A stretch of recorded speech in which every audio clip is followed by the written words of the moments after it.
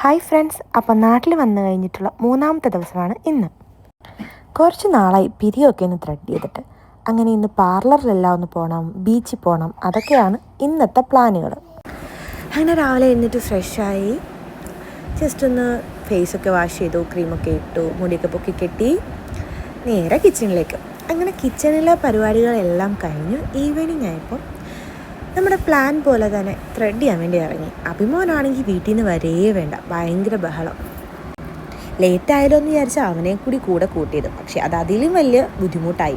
അങ്ങനെ എങ്ങനെയൊക്കെയോ ത്രെഡ് ചെയ്ത് നേരെ ബീച്ചിലെത്തിക്കഴിഞ്ഞപ്പം അവൻ ഓൾമോസ്റ്റ് ഓക്കെ ആയി. പക്ഷേ അവന് അവിടെ ചെന്ന് കഴിഞ്ഞപ്പോഴത്തേക്ക് അവന് ഊഞ്ഞാൽ വേണം, അങ്ങനെയൊക്കെയായി അവൻ്റെ ആവശ്യങ്ങൾ. പിന്നെ ഒരു കപ്പലണ്ടി വാങ്ങിച്ചു കൊടുത്ത് അവനെ നൈസായിട്ടങ്ങ് ഒതുക്കി.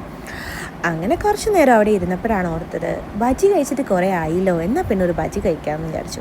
അങ്ങനെ ബജി കഴിച്ചുകൊണ്ടിരുന്നപ്പോൾ നല്ല ചൂട് കോളിഫ്ലവർ അങ്ങോട്ട് വറുത്ത് വെക്കണം കണ്ടു. അപ്പം ചെറിയൊരു മഴയൊക്കെ ഉണ്ടായിരുന്നു, നല്ലൊരു ആംബിയൻസ് ആയിരുന്നു. അങ്ങനെ അതെല്ലാം കഴിച്ച് തിരിച്ച് വീട്ടിൽ വന്നതിന് ശേഷം അപ്പോൾ കുറേ നേരം ബൈക്കിൽ കളിച്ചു കേട്ടോ. അവൻ്റെ ബർത്ത്ഡേക്ക് മാമൻ ഗിഫ്റ്റ് ചെയ്ത ബൈക്കാണ്. ഇപ്പോഴാണ് അവന് കറക്റ്റായത്.